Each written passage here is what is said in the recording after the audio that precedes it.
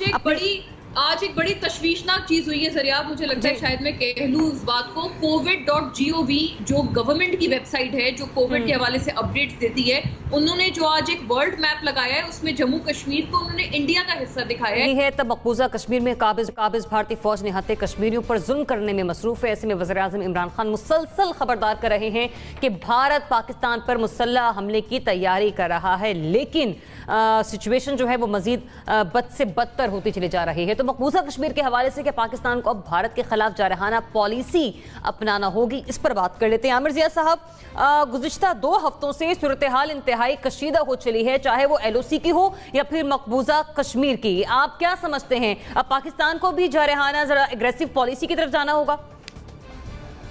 अगर कोई भी शख्स जो है वो सफारतकारी की अलिफ बे ते जानता हो और वो बैनुल-अक़वामी सियासत को समझता हो, तो उसको ये बात पता होनी चाहिए कि ट्विटर के ऊपर जो वज़ीर आज़म साहब जो हैं इरशादात फरमाते रहते हैं कि जी दुनिया को आगाह करने की कोशिश करते हैं और नाकाम कोशिश करते हैं, तो उन्हें पता होना चाहिए कि इस तरह के बयानात से और हत्ता कि अक़वाम मुत्तहिदा में की गई तकरीर से भी किसी के कान पे जूं नहीं रेंगेगी। बैनुल-अक़वामी सियासत जो होती है मफादात का खेल होती है, और कोई और कौम जो है वो आपका आके मसला हल नहीं करा सकती। आपको अपने मसले, अगर वो आप समझते हैं कि आपका मसला है, तो वो मसले आपको खुद हल कराने होते हैं। तो हमारी जो मैं समझता हूँ कि रियासती पॉलिसी की कमजोरी है, सबसे कमजोर कड़ी है, क्योंकि वो यही है कि हम लोगों ने 5 अगस्त का जो वाकया किया था मोदी साहब ने, और उसके साथ जिस तरह से उन्होंने मतलब कश्मीरियों के हकूक को सल्ब किया और जो उनकी आईनी हैसियत को तब्दील किया और अपनी तरफ से इस मसले को हल कर लिया कि उन्होंने भारत का हिस्सा बना दिया कश्मीर को, और अब उसके सिर्फ फॉल आउट को उन्हें मैनेज करना है, तो उन्होंने जो करना था कर लिया। सवाल ये कि हमने उसके जवाब में क्या किया। हमें ये हर वक्त गुनगाने की जरूरत नहीं है कि जी ये आगाह करते रहे दुनिया को, जी भारत जुल्म कर रहा है। दुनिया को पता है, दुनिया बड़ी इन्फॉर्म्ड है। हमें ये सोचना है कि हमें खुद क्या करना है।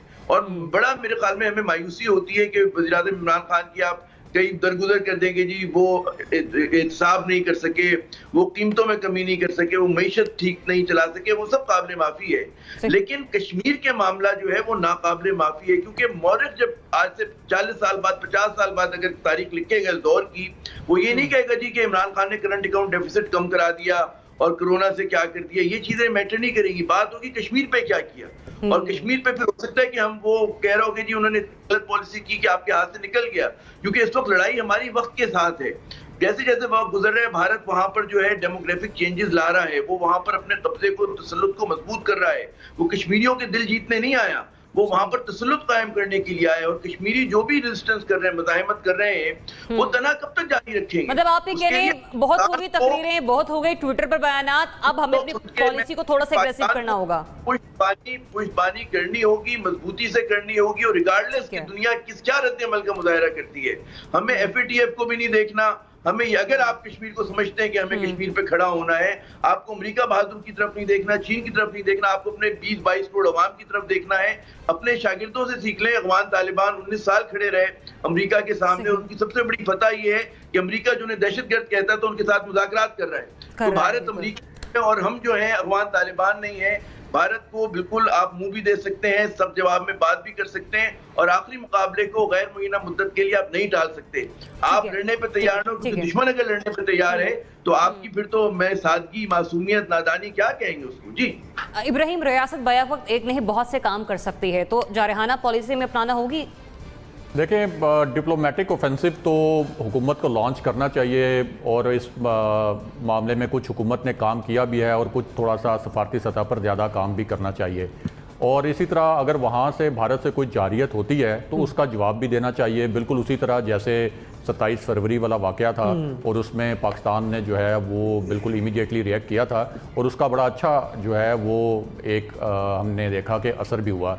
लेकिन ये कहना मुझे लगता है मेरी नाकिस राय में कि हम कोई जो है वहाँ जाके कोई एडवेंचर करें या कोई हम इस तरह से कोई जारहाना पॉलिसी अपनाएं, तो मुझे लगता है कि उसका हमें फ़ायदे के बजाय नुकसान होगा। क्योंकि नरेंद्र मोदी ने अपनी जो इंतहा पसंदाना पॉलिसियाँ हैं, जो अक़लियतों के ख़िलाफ़ जो उन्होंने पॉलिसियाँ बनाई हैं भारत के अंदर भी, और इसी तरह मकबूजा कश्मीर में भी जिस तरह से उन्होंने उसकी आइनी हैसियत चेंज की, जिस तरह से वहाँ पे पूरा उसको एक जेल में तब्दील किया, तो पाकिस्तान की खारजा पॉलिसी और सफारती ऑफेंसिव तो एक तरफ, आज खुद आलमी मीडिया ने आप देखें कि पहली दफ़ा भारत को इतने बड़े पैमाने पर उसकी मजम्मत हुई और अमेरिका में से लेकर यूरोप तक, यूरोपीय यूनियन में भी ये मामला डिस्कस हुआ और अमेरिका में इंसानी हकूक़ की तंजीमों से लेकर और जो दीगर इदारे हैं वहाँ भी भारत की इस मामले पर मजम्मत की गई। और दूसरा, प्राइम मिनिस्टर इमरान खान की जो ट्वीट्स वाला मामला है, मुझे लगता है कि प्राइम मिनिस्टर का ये जो हमने पहले भी देखा था कि वो एक चीज़ के ऊपर एक नैरेटिव जब बनाते हैं तो उसको वो रिपीट करते चले जाते हैं। तो आरएसएस को एक्सपोज करने के मामले पर मुझे लगता है कि प्राइम मिनिस्टर की ये ट्वीट्स और प्राइम मिनिस्टर का जो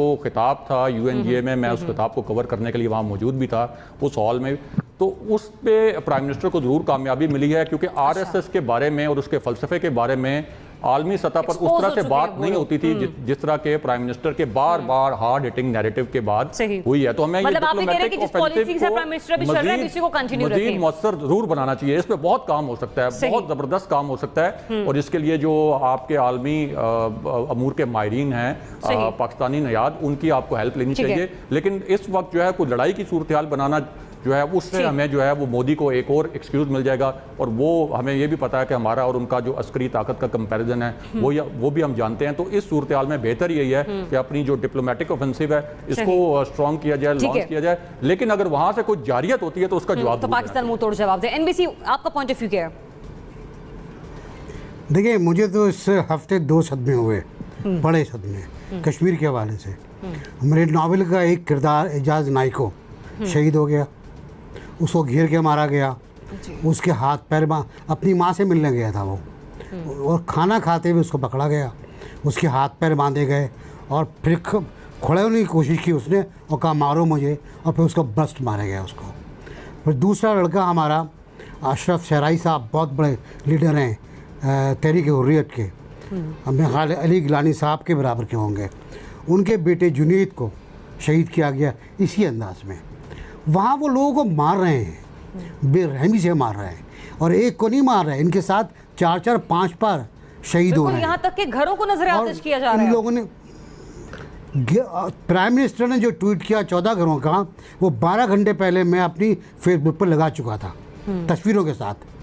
तो हमारा दफ्तर खारजा भी कुछ नहीं कर रहा है, उसको नहीं पता कि मकबूजा कश्मीर में हो क्या रहा है, उसको पता चलता है अखबारात में आने के बाद, तो फिर वो ट्वीट करते हैं। फिर हमारे वज़ीर ख़ारजा साहब बैठ कर एक ख़त लिखते हैं, जनाब अली अस्सलाम वालेकुम, मैं खैरियत से हूँ, आपके खैरियत खुदावंद करीब से नेक मतलूब हूँ।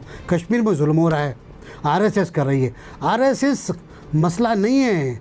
मैं राजा साहब की इस बात से इख्तलाफ करूँगा कि दुनिया को नहीं पता था, जर्मन दानिश्वरों ने आरएसएस पर आर्टिकल्स लिखे हैं, इक्वलाइज किया है नाजियों के साथ उसको, ऐसे लोग मौजूद हैं, किताबें हैं उसके ऊपर, उस पर फिल्में बनी हुई हैं आरएसएस के ऊपर।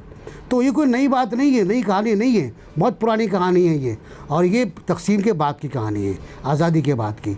बिल्कुल सही कहा कि हमें अपने आप को खड़ा करना पड़ेगा, हम घुटनों के बल बैठे हुए हैं इस वक्त, हमें अपने आप को खड़ा करना पड़ेगा, और बिल्कुल मईशत और रियासत और